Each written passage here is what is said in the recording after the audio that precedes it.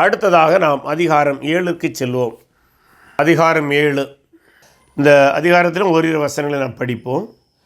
கர்த்தர் மோசேயை நோக்கி, பார், உன்னை நான் பார்வோனுக்கு தேவனாக்கினேன். உன் சகோதரனாகிய ஆரோன் உன் தீர்க்கதரிசியாய் இருப்பான். நான் உனக்கு கட்டளையிடும் யாவையும் நீ சொல்ல வேண்டும். பார்வோன் இஸ்ரவேல் புத்திரரை தன் தேசத்திலிருந்து அனுப்பிவிடும்படி உன் சகோதரனாகிய ஆரோன் அவனிடத்தில் பேச வேண்டும். நான் பார்வோனின் இருதயத்தை கடினப்படுத்தி எகிப்து தேசத்தில் என் அடையாளங்களையும் அற்புதங்களையும் மிகுதியாய் நடப்பிப்பேன். பார்வோன் உங்களுக்கு செவி கொடுக்க மாட்டான். ஆகையால் எகிப்துக்கு விரோதமாக நான் என் கையை நீட்டி மகா தண்டனையினால் என் சேனைகளும் என் ஜனங்களுமாகிய இஸ்ரவேல் புத்திரரை எகிப்து தேசத்திலிருந்து புறப்பட பண்ணுவேன். நான் எகிப்தின் மேல் என் கையை நீட்டி இஸ்ரவேல் புத்திரரை அவர்கள் நடுவிலிருந்து புறப்பட பண்ணும்போது நானே கர்த்தர் என்று எகிப்தியர் அறிவார்கள் என்றார். எப்படி? பார்வோன் மட்டுமல்ல, எகிப்தியரும் என்ன அறிவார்கள்? நான் தேவன் என்பதை அறிவார்கள். இதில் ஒன்றை நீங்கள் புரிய வேண்டும். தொடர்ந்து பல வாதைகளை நாம் படிக்க இருக்கின்றோம். இந்த ஒவ்வொரு வாதைகளிலே பெரும்பான்மையான வாதைகள் எகிப்திய மக்கள் தங்கள் தெய்வமாக வணங்கியவைகள். அப்போ அவைகளுக்கெல்லாம் பலமில்லை என்பதை ஆண்டவர் அற்புதங்கள் மூலம் காண்பிப்பார். காண்பிக்கும்போது இறுதியாக எகிப்தியர் எந்த நிலைக்கு வருவாங்க? இஸ்ரவேலின் தேவன்தான் வல்லமையுள்ள தேவன் என்பதை அறியும்படி செய்வேன், மற்றவைகள் அனைத்தும் தேவனில்லை என்பதை காண்பிப்பேன் என்று அந்த வார்த்தை சொல்கிறது. அதில் நாம் கவனிக்க வேண்டும்போது மோசேயை பார்த்து சொல்கிறாரு, நீ தேவனைப் போல செயல்பட வேண்டும். அப்படின்னா மனிதன் ஒருபோதும் தேவனாக முடியாது. நல்லா புரிந்து கொள்ள வேண்டும். மனிதன் ஒருபோதும் தேவனாக முடியாது. சாத்தான் கூட ஆதாமிடம் வந்து என்ன சொல்லுது? நீ தேவனாக இருப்பாய் என்று சொல்லிச்சு. உன்னை தேவனாக மாற்றுகிறேன் என்று சொல்லிச்சு. அதனால்தான் ஆதாம் விழுந்து போனான். அப்படியானால் மோசையை பார்த்து நீ தேவனாயிருப்பாய் என்று எதுக்கு சொல்கிறார்? அதனுடைய பொருள், நீ தேவன் என்று அல்ல, இந்த தொடர்ந்து நடக்கப் போகிற நிகழ்வை எனது சார்பாக தலைமையேற்று செய்ய போகின்றவன் நீ. அந்த விதத்தில் நீ பார்வோனுக்கு தேவன், பார்வோனை விட மேலானவனாக இருப்பாய். அடுத்து, உனக்கு பேச்சு வரவில்லை என்று சொன்னாய் அல்லவா, அதாவது அசுத்த உதடு உள்ளவன் என்று சொன்னாய் அல்லவா, ஆகவே உனக்கு பேச முடியவில்லை என்றால் நீ பேச வேண்டியதை, அதாவது நான் உனக்கு வெளிப்படுத்தியவைகளை நீ யாரிடம் சொல்ல வேண்டும்? ஆரோனிடம் சொல்ல வேண்டும். ஆரோன் உனது சார்பாக பார்வோனிடம் பேச வேண்டும். இப்போ ஒரு பிக்சர் பார்த்துடுங்க. மோசே, பார்வோன், இவர்கள் 2 பேருக்கு இடையிலே வருகிறது ஆரோன். என்ன பொசிஷனில் வரான்? தீர்க்கதரிசி என்கிற பொசிஷனில் வருகிறான். அப்போ தீர்க்கதரிசி என்கிற பொசிஷனில் வரும்போது இந்த இடத்தை நீங்கள் சற்று கவனமாக ஆய்வு செய்யும்போது, தீர்க்கதரிசி என்றால் யார்? தீர்க்கதரிசி என்றால் ஒருவர் சார்பாக இன்னொருவரிடம் பேசுகின்றவன் தான் தீர்க்கதரிசி. இங்கே யார்? மோசேயின் சார்பாக மோசே பேச வேண்டியதை பார்வோனிடம் பேசுவதுதான் தீர்க்கதரிசிய வேலை. ஆனால் இன்றைக்கு கிறிஸ்தவர்களுடைய மத்தியிலே தீர்க்கதரிசி என்றால் ஒரு புரிதல் இருக்கிறது. அது என்ன புரிதல் என்றால், தீர்க்கதரிசி என்றால் வரப்போகிறதை சொல்லுகிறவர் என்று ஒரு புரிதல் இருக்கிறது. ஒரு கோணத்தில் பார்த்தால் அது தவறல்ல. ஏனென்றால் பழைய ஏற்பாட்டிலே பல தீர்க்கதரிசிகள் வரப்போவதை சொல்லியிருக்கிறாங்க. ஆனால் அது அடிப்படை பொருள் அல்ல. தீர்க்கதரிசி என்பதனுடைய அடிப்படை பொருளே ஒருவர் சார்பாக இன்னொருவரிடம் பேசுவது தான் தீர்க்கதரிசியுடைய வேலை. அதனால்தான் பழைய ஏற்பாட்டு தீர்க்கதரிசிகளும் அடிப்படையில் என்ன செய்தாங்க தெரியுமா? தேவன் சார்பாக இஸ்ரவேல் மக்களிடம் பேசினார்கள். அப்படி பேசும்போது சில வேளைகளில் முன்னுரைத்தார்கள். நீங்கள் அப்படி தான் புரியணும். தேவன் சார்பில் இஸ்ரவேல் மக்களிடம் பேசினார்கள். அடிப்படையில் அதுதான் தீர்க்கதரிசி இந்த வேலை. அப்படி தீர்க்கதரிசியாக தேவன் தேவனுடைய காரியங்களை மக்கள்கிட்ட சொல்லும்போது சில வேளைகளிலே வரப்போகிற காரியங்களை முன்னறிவித்தார்கள். ஆகவே அடிப்படையிலே தீர்க்கதரிசியுடைய வேலை என்பது வரப்போகிறதை சொல்வதல்ல. அப்படி தவறாக புரிந்தபடியினால்தான் இன்றைக்கு கிறிஸ்தவம் தவறாக வழிநடத்தப்பட்டு கொண்டிருக்கின்றது. உங்கள் நாட்டில் எப்படின்னு தெரியாது, எங்கள் நாட்டில் நடக்கிறது தெரியும். ரொம்ப வேதனையாக இருக்கிறது. சமீபத்தில் என்னுடைய நண்பர் ஒருவர் சொன்னார், ஒரு சின்ன பையன், அவனுக்கு 25 வயசு கூட இருக்குமா என்றான்னு தெரியாதுன்னு சொன்னார். நான் அந்த பையனை பார்க்கல, அவர் சொன்ன செய்தியை மட்டும் ஒரு பகிர்ந்து கொள்கிறேன். அந்த சின்ன தம்பி என்ன சொன்னான்னா, எனக்கு பைபிளே தெரியாது, ஆனால் ஆண்டவரே தீர்க்கதரிசியை அழைத்திருக்கிறார்னு சொன்னார். காரணம் என்னவென்றால், வேதாகமத்தை எதுவுமே கற்றுக்கொள்ளாமல் தீர்க்கதரிசி என்கிற வார்த்தையும் தவறாக புரிந்தபடினால்தான் அந்த தம்பி அப்படி சொன்னது. ஒருவேளை அந்த தம்பி வருங்காலத்தில் கற்றுக்கொண்டான் என்றால் நல்லதாக இருக்கும்னு நான் நினைக்கின்றேன். ஆனால் நாம் புரிந்திருக்க வேண்டும், தீர்க்கதரிசி என்றால் ஒருவர் சார்பாக இன்னொருடன் பேசுகிறவர் தான் தீர்க்கதரிசி. இங்கே மோசேயுடைய சார்பாக பார்வோனிடம் பேசுகிற ஆரோன் தீர்க்கதரிசி, தீர்க்கதரிசிய பணியை செய்கின்றான் என்பதை ஆண்டவர் அவனுக்கு சொல்கிறார். அதனால தான், அது மட்டுமல்ல,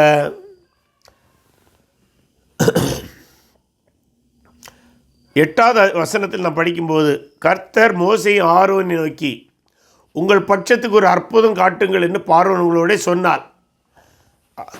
அப்படின்னா சொல்லுவான்னு ஆண்டவருக்கு தெரியும். ஆனால் நீங்கள் போய் இனிமேல் பேசும்போது, ஏற்கனவே பேசும்போது அவன் அப்படி சொல்லலை, அவர் யாருன்னு தான் கேட்டான். ஆனால் இப்போ என்ன கேட்பானா, கேட்க வாய்ப்பு இருக்கிறது, ஆண்டவர் உங்களை அனுப்பினார் என்பதற்கு அடையாளம் என்ன, அதுக்கு ஒரு அற்புதத்தை காட்டக்கூடாதா என்று கேட்டால், நீங்கள் என்ன செய்யணுமா, ஆரோனை நோக்கி உன் கோலை எடுத்து அதை பார்வோனுக்கு முன்பாக போடு என்பாயாக. நமக்கு தெரியும், அதே போல் அவங்க போட்டாங்க. அந்த கோல் பாம்பாக மாறினது. கோல் பாம்பாக மாறின உடனடியாக இந்த பார்வோன் தன்னுடைய மந்திரி சபையில் உள்ள மந்திராதிகளையும் அல்லது பூஜாரிகளையும், சாஸ்திரிகள், அன்றைக்குள்ள பிரபலமான எகிப்திய மத தலைவர்களை அழைத்து இந்த அற்புதத்தை காட்டுகின்றான். அவங்க உடனே என்ன பண்ணுறாங்க, கோலை போடுறாங்க, அதுவும் பாம்பாக மாறிவிடுகிறது. புதிய ஏற்பாட்டிலே படிக்கும்போது 2 தீமோத்தேயு 3:9 2 பேருடைய பெயர் அங்கே வருகிறது. எம்னே எம்ரே என்கிற 2 பெயர்கள் வருகிறது. ஆனால் அந்த பெயர் பழைய ஏற்பாட்டில் எங்கும் இல்லை. அந்த 2 மந்திரவாதிகள் தலைமையில் தான் அந்த செயல்கள் நடந்ததாக ஒரு பாரம்பரிய ஒரு கருத்து இருக்கிறது. பழைய ஏற்பாட்டில் அந்த பெயர் சொல்லப்படவில்லை. 2 தீமோத்தேயு 3:9 அது சொல்லப்படுகிறது. படிக்கலாமா? 2 தீமோத்தேயு 3:9. இவங்க 2 பேரும் தான் அந்த மந்திரவாதிகள் என்று சொல்கிறாங்க. கோலை பாம்பாக மாறின மந்திரவாதிகள் இவர்கள் என்று சொல்கிறார்கள். இந்த இடத்துல இந்த கோலை பாம்பு, அதன் பின்பு இவர்கள் மாற்றினார்கள். இந்த பாம்புகளை ஆரோனுடைய கோலாகிய பாம்பு விழுங்கி போட்டது. சரி, இந்த நிகழ்வு முடிந்து விட்டது. இப்போ ஒரு சில கேள்விகளில் அல்லது சில கருத்துக்களை நாம் இங்கே அறிந்திருக்க வேண்டும். சர்ப்பம் என்கிறதான வார்த்தைக்கான எபிரிய சொல் டெனின் அல்லது TANNI என்று எபிரேய மொழியில் இருக்கிறது சொல்கிறார்கள். இந்த வார்த்தை பைபிளை கூட பலவிதமான மொழிபெயர்ப்பை பெற்றிருக்கிறதாக அறிஞர்கள் சொல்கிறாங்க. சில இடத்துல முதலை என்றும், சில இடத்துல சி மான்ஸ்டர்னு சொல்லுவாங்கல்ல, அதில் கடலிலிருந்து வந்த வலுச்சற்பம், இன்னும் பல்வேறு விதத்தில் இது மொழிபெயர்க்கப்பட்டிருக்கிறதாக சொல்கிறாங்க. ஒரு எழுத்தாளர் சொல்கிறாரு, இது பைபிளில் கூட ஒரு இடத்துல இது நரி என்று கூட மொழிபெயர்க்கப்பட்டிருக்கிறதாக சொல்கிறாங்க.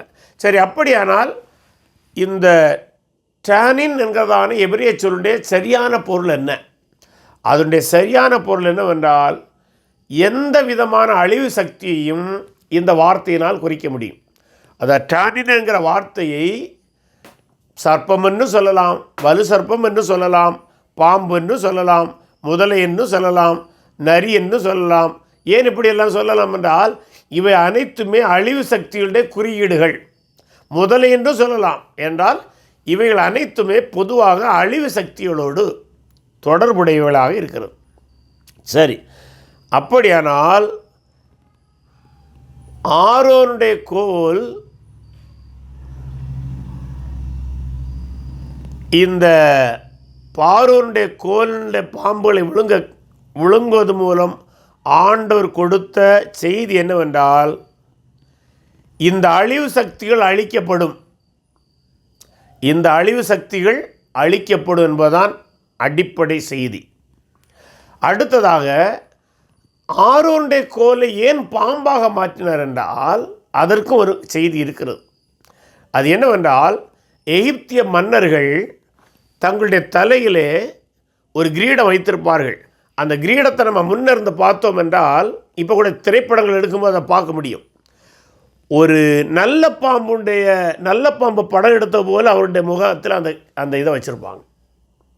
இந்த ஆங்கில படங்கள் பார்ப்பீங்கன்னா பார்வோனெல்லாம் அப்படி தான் வருவாங்க. பார்வோனுடைய அந்த உயர் அதிகாரிகள் எல்லாம் அந்த தோற்றத்தில் இருப்பாங்க. ஸோ இந்த ஆரோனுடைய கோல் பாம்பாக மாறுவது என்னவென்றால், நீ பாம்பென்று கருதி பாம்புக்கு முக்கியத்துவம் கொடுக்கின்றாய் அல்லவா, அல்லது அதை கூட ஒரு தேவனாக கணக்கிறாய் அல்லவா, அது என்னுடைய கட்டுப்பாட்டுக்குள் தான் இருக்கிறது என்பதுதான் செய்தி. ஆரோனுடைய கோல் பாம்பாக மாறும்போது சொல்லப்பட்ட செய்தி என்னவென்றால், நீ பாம்பை பிரதானப்படுத்தி பெரிய வல்லமை உள்ளதாக காண்பித்து கொண்டிருக்கின்றாய், ஆனால் நீ பாம்பென்று கருதுகிறது என் கையிலே சாதாரண கோலுக்கு ஒப்பானது தான் என்பதுதான் அந்த அடிப்படை செய்தியாக இருக்கின்றது. அடுத்ததாக இந்த தொடர்ந்து இனிமேல் வாதைகள் ஆரம்பிக்க இருக்கின்றன. அதற்கு முன்பாக நாம் இந்த வாதைகளை குறித்ததான சில பொது குணாதிசயங்கள் 5 குணாதிசயங்களை சில அறிஞர்கள் சொல்லுகின்றாங்க. அதை வேண்டுமென்றால் எழுதி கொள்ளுங்கள். வாதைகள் குறித்தான பொதுவான குணாதிசயங்கள் அல்லது பொதுவான பார்வைகள் எப்படி எழுதினாலும் பரவாயில்லை.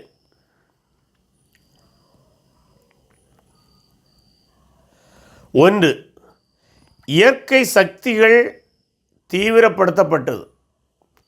இயற்கை சக்திகள் தீவிரப்படுத்தப்பட்டது, அதாவது ஏற்கனவே இருந்தவைகள் தான் தீவிரப்படுத்தப்பட்டு வாதைகளாக மாற்றப்பட்டன. உதாரணமாக தவளை, பூச்சி, கல்மழை, காரிருள் இவையெல்லாம் ஏற்கனவே இருக்கிறவைகள் தான். ஆனால் அவைகளை தேவன் தீவிரப்படுத்தி அவைகளை வாதைகளாக எகிப்தியருக்கு மாற்றினார்.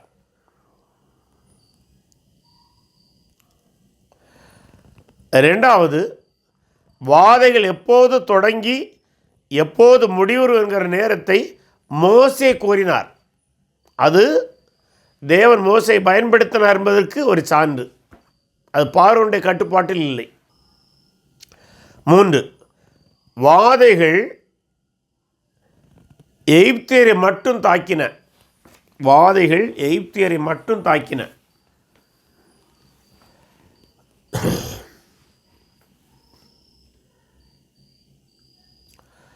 4, வாதைகளின் தாக்குதல் படிப்படியாக தீவிரமடைந்தது.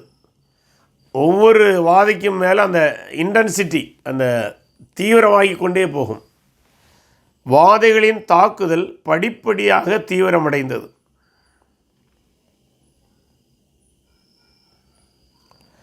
5, வாதைகள் மூலம் ஒரு குறிப்பிட்ட பாடம் கற்பிக்கப்பட்டது.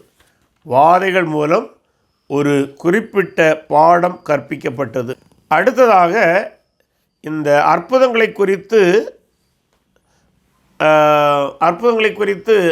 பைபிளில் 4 விதமான அற்புத காலங்களை சொல்லுவாங்க. ஏற்கனவே அதை சொல்லியிருக்கிறேன், வேணுமென்னா எழுத வேண்டிய தேவையில்லை, ஞாபகம் வைத்து கொண்டால் போதும்.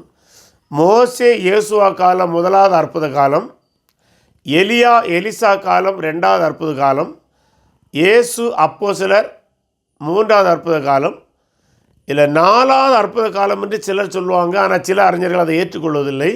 அது எது என்றால் வெளிப்படுத்தல் புஸ்தகத்தில் உபத்திரவ காலத்தில் 2 தீர்க்கதரிசிகள் வந்து மாபெரும் அற்புதங்களை செய்வாங்கல்ல, அதையும் ஒரு அற்புத காலம் என்று சிலர் சொல்லுவாங்க. ஆனால் சில அறிஞர்கள் அதுக்கு முக்கியத்துவம் கொடுக்க மாட்டாங்க. காரணம் என்னென்னா, அது இன்னும் உலகத்தில் நடக்கலை, இது 3 நடந்து முடிந்து விட்டது. அதனால் அதை பலர் முக்கியத்துவம் கொடுப்பதில்லை. ஒரு தகவலாக மட்டும் நாம் தெரிந்து வைத்திருந்தால் போதும். அடுத்ததாக வாதை என்கிறதான சொல்லுக்கான எபிரேய சொல் நாகா, தமிழில் நம்ம நாகான்னு எழுதலாம். நாகா, அதனுடைய அடிப்படை பொருள் தொடு, டச், தொடு என்றுதான் அதனுடைய பொருள். இனி நாம் முதலாவது வாதைக்கு செல்வோம். சீரியஸில் எழுதுகிறேன்னா முதலாவது வாதை 7ஆம் அதிகாரம் 14 தொடங்கி 25வது வசனம் முடிய. 7ஆவது அதிகாரம் 14 தொடங்கி, இது நம் அனைவருக்கும் தெரியுது. முதலாவது வாதை, நைல் நதியுடைய தண்ணீர் இரத்தமாக மாறுதல். நைல் நதியுடைய தண்ணீர் இரத்தமாக மாறுதல்.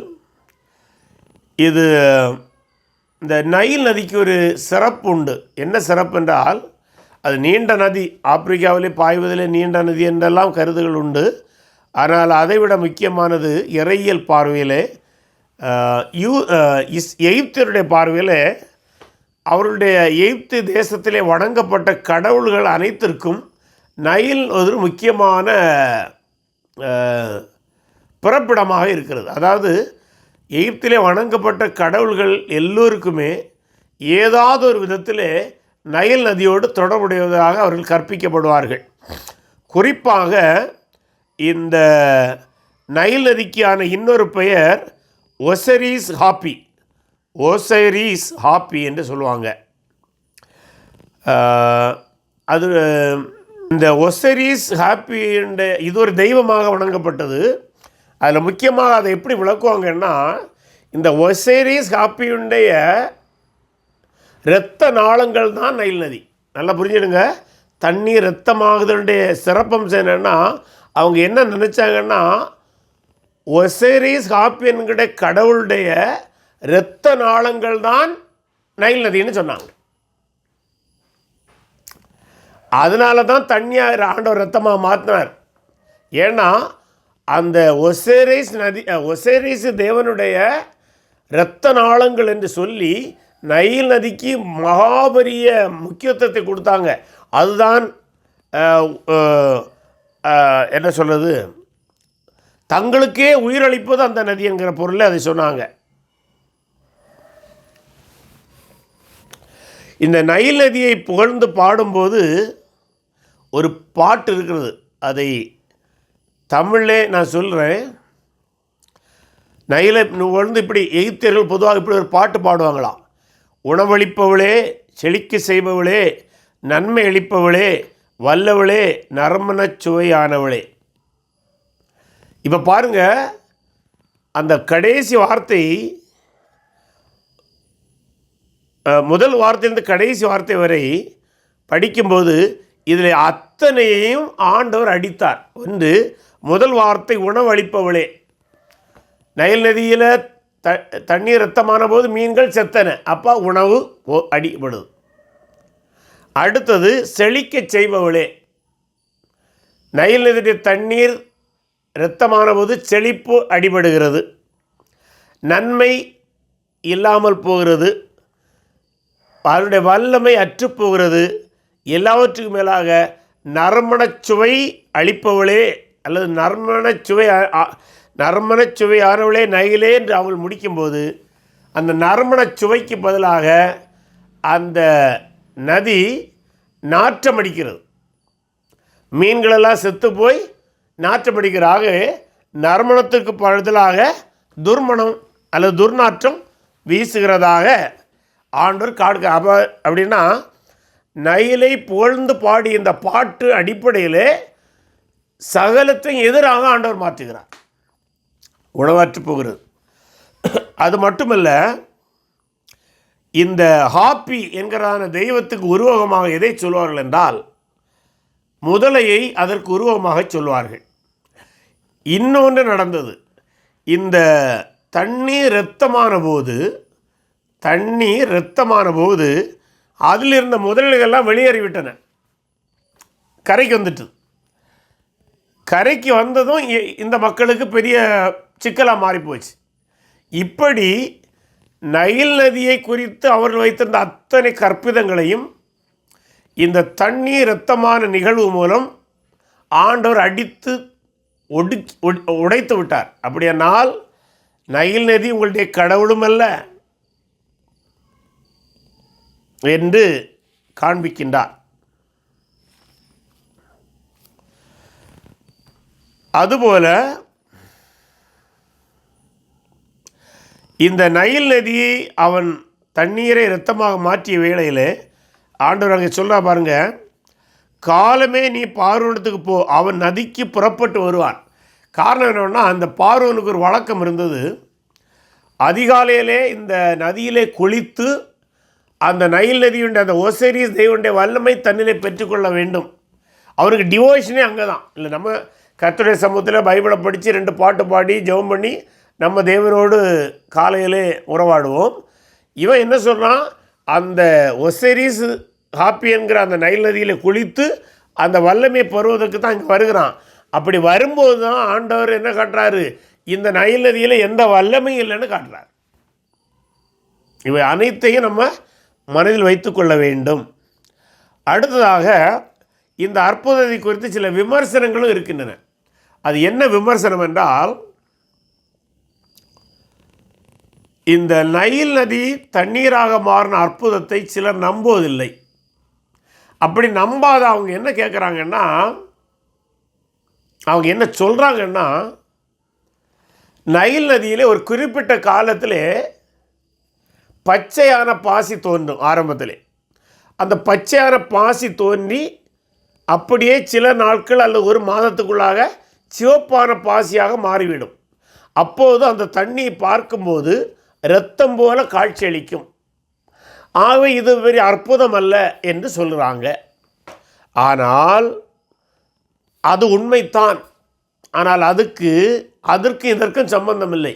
ஏன் அதுக்கு இதுக்கும் சம்பந்தம் இல்லைன்னா, அந்த நிகழ்வு பாருங்கள் படிப்படியாக நடைபெறும். முதலாவதாக அந்த தண்ணி அதில் பிடிக்கிற ஒரு வகை பாசின்னு சொல்லுவாங்கல்ல, நீங்கள் உங்கள் வார்த்தை எப்படின்னு எனக்கு தெரியல, தண்ணீரில் ஒரு வகையான பாசி போல் படரும், பச்சை கலரில் சிவப்பு கலரில் எல்லாம் படரும். அலோன்னு ஆங்கிலத்தில் சொல்லுவாங்க. அதுக்கு உங்களுக்கு என்ன வார்த்தை பயன்படுத்துவீங்க? பாசி தானே? Okay, right, okay. ஆனால் அந்த பாசி பாருங்கள் படிப்படியாக மாறும். பச்சை நிறத்திலிருந்து சிவப்பாக மாறும். ஆனால் இங்கே அப்படி நடக்கலை. Within the matter of seconds, சில வினாடிகளிலே தண்ணி ரத்தமாக மாறிவிட்டது. அதுதான் அற்புதம். ஆகவே அந்த இயற்கை நிகழ்வையும் இந்த அற்புதத்தையும் போட்டு குழப்பிக்கொள்ள வேண்டாம். அற்புதத்தை நம்பாதவங்க அப்படி விளக்க முயற்சிக்கின்றாங்க. ஆனால் நாம் அதில் பார்க்க வேண்டியது, தண்ணீரை அவர்கள் கோலை அடித்த உடனடியாக அல்லது தண்ணீரை தொற்ற உடனடியாக மாறிவிட்டது. வித்தின் செகண்ட் நடந்து விட்டது. ஆகவே தான் இந்த அற்புதம். அடுத்த ஒரு கேள்வி கேட்பாங்க, இந்த எகிப்திய மந்திரவாதிகளும் பாம்பை கோலை பாம்பாக மாற்றினார்கள், இங்கே தண்ணீரை இரத்தமாக மாற்றினார்கள், இதெல்லாம் எப்படி நடந்தது என்று. அதற்கு சிலர் என்ன சொல்கிறாங்கன்னா, ஒருவேளை அவர்கள் அந்த சாத்தாண்ட வல்லமையினால் அதை செய்திருக்க வாய்ப்புண்டு, அல்லது தற்காலிகமாக அவருடைய முயற்சிக்கு ஆண்டவரே பதில் கொடுத்திருக்கலாம். எதற்கென்றால் ஆண்டவர் என்ன சொன்னார், பார்வோனுடைய இருதயத்தை நான் கடினப்படுத்துவேன்னு சொன்னார்.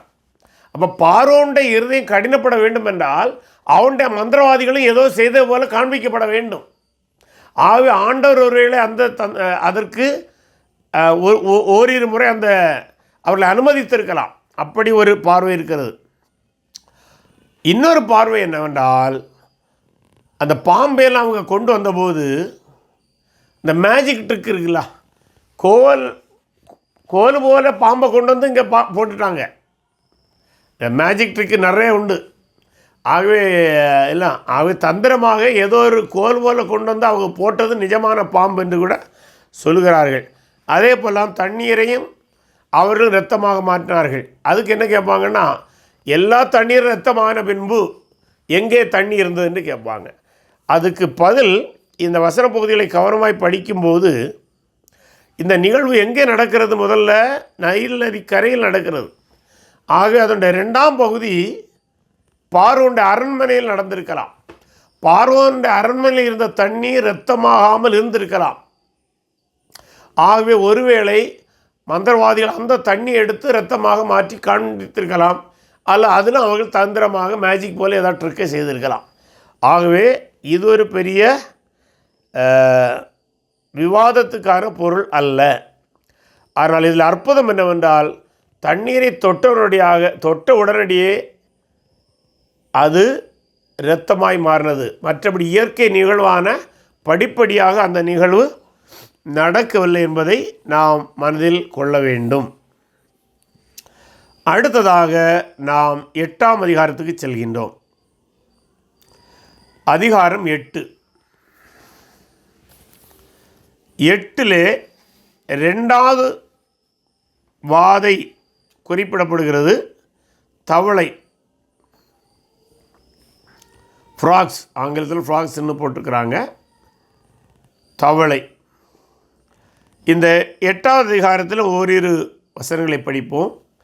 அப்பொழுது கர்த்தர் மோசையை நோக்கி, நீ பார்வோனிடத்தில் போய் எனக்கு ஆராதனை செய்ய என் ஜனங்களை அனுப்பிவிடு. நீ அவர்களை அனுப்பிவிட மாட்டேன் என்பாயாகில் உன் எல்லை அடங்கலையும் தவளைகளால் வாதிப்பேன். நதி தவளைகளை திரளாய் பிறப்பிக்கும். அவைகள் உன் வீட்டிலும் உன் படுக்கை அறையிலும் உன் மஞ்சத்தின் மேலும் உன் ஊழியக்காரர் வீடுகளிலும் உன் ஜனங்களிலும் உன் அடுப்புகளிலும் மாப்பிசுகிற உன் தொட்டிகளிலும் வந்து ஏறும். இவ்வனமாக ஆண்டவர் இந்த அற்புதத்தை செய்கின்றார், அல்லது இந்த வாதையை அனுப்புகின்றார். ஆனால் ஒன்றை கவனிக்க வேண்டும். இப்போ முதலாவது ஒரு எச்சரிப்பை கொடுத்து விட்டு இதை செய்கின்றார். இப்போ பார்வோனுக்கு முதல்ல ரிக்வெஸ்ட்டை கொடுத்தாங்க. அடுத்த ரிக்வெஸ்ட்டை கொடுக்கும்போது அற்புதத்தை செய்தாங்க. ஆனால் இப்போ எச்சரிக்கை கொடுத்துட்டு அந்த அற்புதத்தை செய்ய, அதில் அந்த வாதை அனுப்பக்கூடிய நிலைமையை நாம் பார்க்கின்றோம். அவனமாக தவளைகள் அனுப்பப்பட்டன. இந்த தவளைகள் அனுப்பப்படும் போதும் இந்த தவளைகளையும் தெய்வமாக கருதுகிறதான ஒரு வழக்கம் எகிப்தியர் மட்டத்தில் இருந்தது. அதாவது எகிப்தியரில் நைல் நதியோடு அனைத்து தெய்வங்களுக்கும் தொடர்புண்டு என்று பார்த்தோம். அதில் இந்த ஹாப்பி என்கிறதான கடவுள், ஒசேரிஸ் ஹாப்பின்னு பார்த்தோம் இல்லை கடவுள். அந்த கடவுள் அவங்க என்ன சொன்னாங்கன்னா, இந்த நைல் நதியில் வருகிறதான வண்டல் மண், செழிப்பான மண்ணை தருவது அந்த ஹாப்பி என்கிற தெய்வம். ஆகவே அந்த ஹாப்பி என்கிற தெய்வத்துக்கு முக்கியத்துவம் உண்டு. அடுத்ததாக இன்னொரு பெருந்தெய்வத்துக்கு பேர் கேனும். அந்த கேனும் என்கிற தெய்வத்தினுடைய மனைவியுடைய பெயர் ஹெக்ட். கேனும் என்கிற தெய்வத்தினுடைய மனைவி பேர் கெக்ட். இந்த கெக்ட் யாருன்னா, இந்த தெய்வம் அல்ல தேவதை உயிர்த்தெழுதலுக்கு காரணமானவள் என்பது எகிப்தியருடைய நம்பிக்கை. அடுத்தது இவள் தான் செழிப்புக்கு காரணம். அடுத்தது குழந்தை பிறக்க உதவி செய்வதும் இந்த தேவதை தான். இந்த தேவதையுடைய உடம்பு எப்படி இருக்கும் என்றால், தவளை போல தலை இருக்கும், உடம்பு பெண்ணை போல இருக்கும். அப்போது ஹெக்ட் என்கிற தெய்வம்தான் தவளையாக வணங்கப்பட்டது. ஹெக்ட் என்கிற தெய்வம்தான் தவளையாக வணங்கப்பட்டது. ஆகவே தவளைகள், இப்போ நல்லா புரிஞ்சுருங்க, தவளையை தெய்வமாக வணங்குகிறார்கள், ஒரு பிரச்சனையும் இல்லை. ஆனால் இப்போ தவளை என்ன செய்யுது? வீடுகளில் பெட்ரூம்லேயும் தவளை, மாப்பு செய்கிற தொட்டிகளில் தவளை. இப்போ தான் இந்த தெய்வத்துக்கு அருவருப்பு அவங்க உணர ஆரம்பிக்கிறாங்க.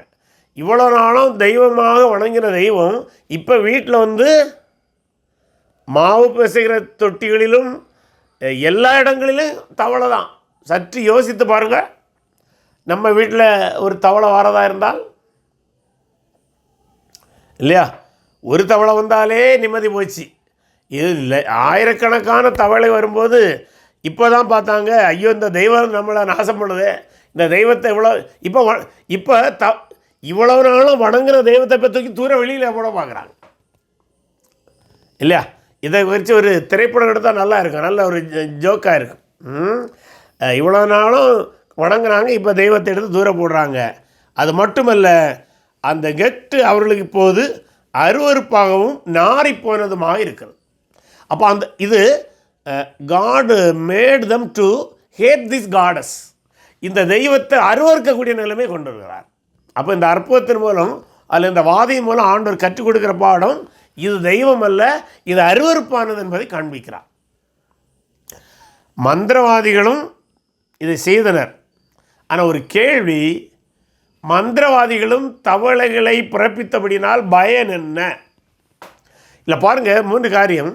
மந்திரவாதிகள் கோலை பாம்பாக மாற்றினார்கள், அதை தண்ணியை ரத்தமாக மாற்றினாங்க, இப்போ தவளையும் பரப்பிச்சாங்க. ஆனால் ஒரு கேள்வி, இவைகளினால் என்ன பயன்? ஏன்னா ஏற்கனவே அது அவங்களுக்கு பிரச்சனை இருக்கிறது இல்லை, இவர்களும் தவளை உற்பத்தி செய்தால் பிரச்சனைக்கு மேலே பிரச்சனை. இதில் இருந்தால் இதில் ஒரு ஆவிக்குரிய உண்மையை சொல்லுவாங்க, சாத்தானால் பிரச்சனையை தீர்க்க முடியாது, பிரச்சனைக்கு மேல் பிரச்சனையை கூட்டத்தான் முடியும். சாத்தானால் பிரச்சனைகளை தீர்க்க முடியாது, பிரச்சனைகளுக்கு மேல் பிரச்சனையை கூட்ட முடியும் என்பதுதான் இந்த இடத்திலிருந்து சில அறிஞர்கள் வைக்கிற ஒரு ஆவிக்குரிய பாடம் என்று சொல்லலாம். இப்போது பார்வோன் சொல்லலாம், நீ எப்படியாவது இந்த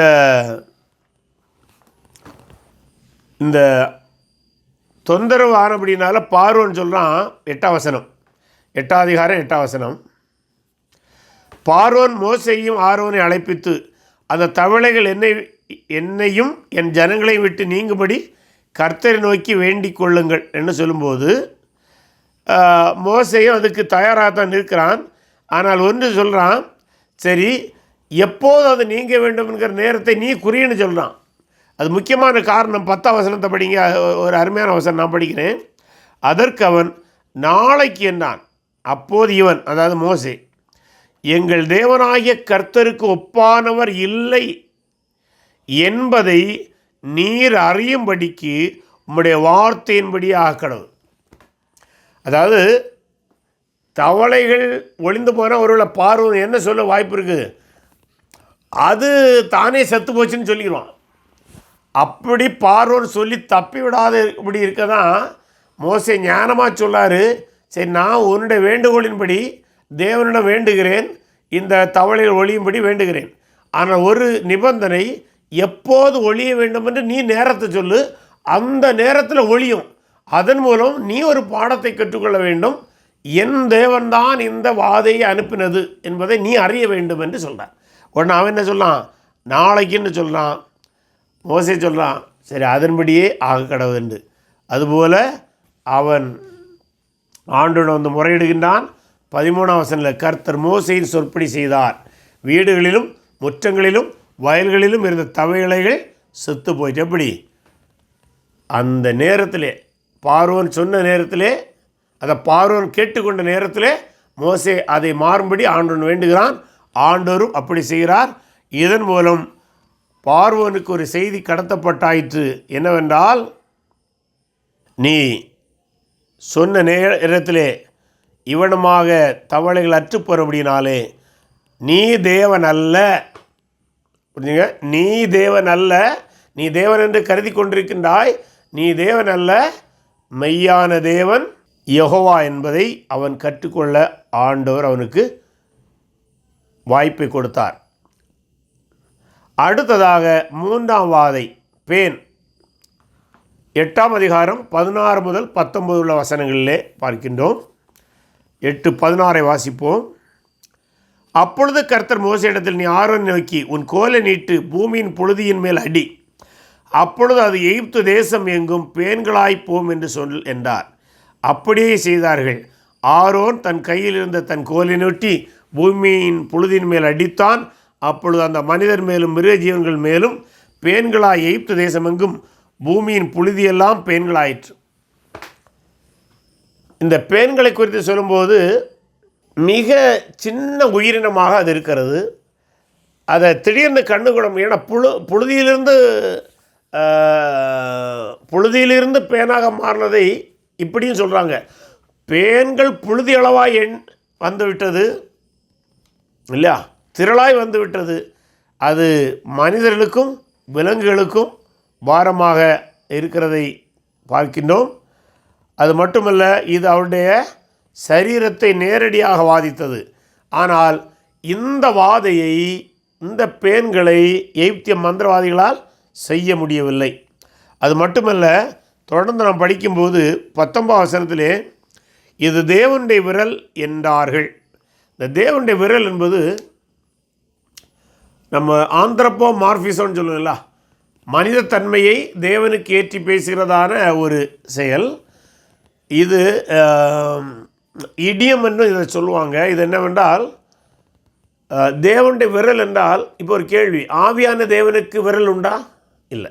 அப்படியானால் தேவனுடைய விரல் என்பதனுடைய பொருள் என்னவென்றால், தேவனுடைய அதிகாரத்திற்கு ஒரு அடையாள சொல் தான் விரல். ஃபார் எக்ஸாம்பிள், நம்ம பேசும்போது நீ அங்கே போன்னு சொல்லுவோம். பாருங்கள், இங்கே விரல் நீண்டு இருக்கிறது, நீ அங்கே போன்னு சொல்லுவோம். அந்த விரல் அதிகாரத்தை குறிக்கிறதான ஒரு அடையாளமாக இருக்கிறது. ஆகவே தேவனுடைய அதிகாரத்தையும் வல்லமையும் அல்ல சர்வாதிகாரத்தை குறிக்கிற வார்த்தை தான் தேவனுடைய விரல் என்பதை புரிந்து கொள்ள வேண்டும். அதுபோல் இன்னொன்று, இந்த எகிப்திய மந்திரவாதிகள் அல்லது எகிப்திய மத ஆசாரியர்கள் மிக தூய்மையாக தங்களுடைய உடலை பேணுவார்கள். குறிப்பாக அவர்கள் இந்த பூஜை புரஸ்காரம் செய்வதற்கு முன்பாக நதியிலே குளித்து விட்டு இவங்க பூஜைக்கு போவாங்க. ஆனால் என்ன நடக்கிறது என்றால், இவங்க நதியில் குளித்து விட்டு கோயிலில் பூஜை செய்யலான்னு நதியை கரையில் ஏறுவாங்க, தங்கள் சரீரம் முழுவதும் பேன் அறிகிறோம். அப்போ எப்படி பூஜை செய்ய முடியும்? அப்போ அவங்ககிட்ட பூஜையை செய்ய முடியாமல் ஆண்டவர் தடுக்கிறார். எப்படி பாருங்கள், கரெக்டாக ஒவ்வொரு தெய்வங்களாக அடிக்கிறார். நைல் நதி என்கிற தெய்வத்தை அடித்தாச்சு, தவளை என்கிற தெய்வத்தை அடித்தாச்சு. இப்போ தெய்வங்களுடைய பூசாரிகள் பூஜை செய்ய முடியாமபடி தடுக்கிறார்.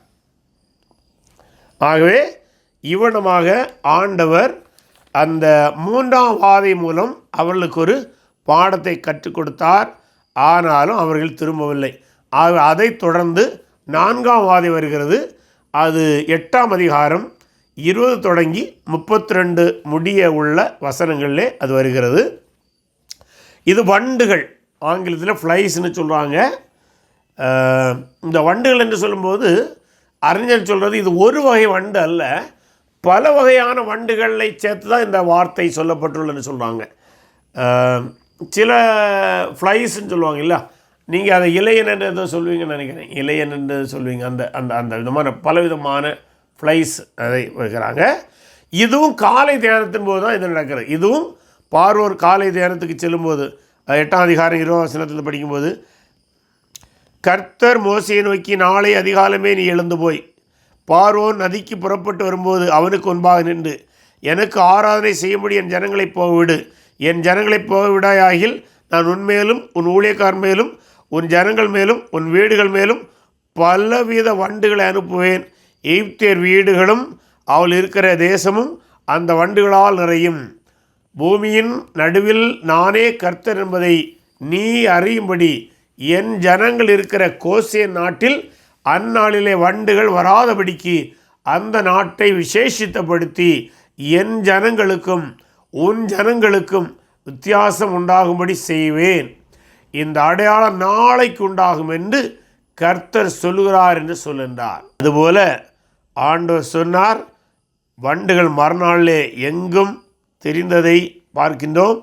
இந்த வண்டுகள் எகிப்தியருடைய கேப்பிரி என்கிற தெய்வத்தோடு தொடர்புடையது. இதுவும் தவளை போல தான். இந்த வண்டுகளை அவர்கள் தெய்வமாக வணங்கினாங்க. இப்போ திரளான வண்டுகள் வரும்போது அவங்களுக்கு அருவருப்பாக மாறி போகுது. எப்படி தவளையை தெய்வமாக வணங்கி அது அருவருப்பாய் மாறினதோ, இப்போ அதே போல் வண்டுகள் அவங்களுக்கு அருவருப்பாக மாறி போகிறதை பார்க்கிறோம். அதாவது கொஞ்சம் கொஞ்சமாக அவங்க தெய்வனுக்கு மேலே வெறுப்பு உண்டாகுது. என்னடா இது தெய்வம், இதை தான் தெய்வம்னு வணங்கணும், இது நமக்கு தொந்தரவாக இருக்குதே இல்லையா. பலர் பாம்பை வணங்குவாங்க, பாம்பு வீட்டுக்குள்ளே வந்தா இல்லையா, அது போன்ற ஒரு நிலைத்தான். சரி, இவனமாக 8ஆம் அதிகாரத்தின் வரை 4 வாதைகள் முடிந்துள்ளன.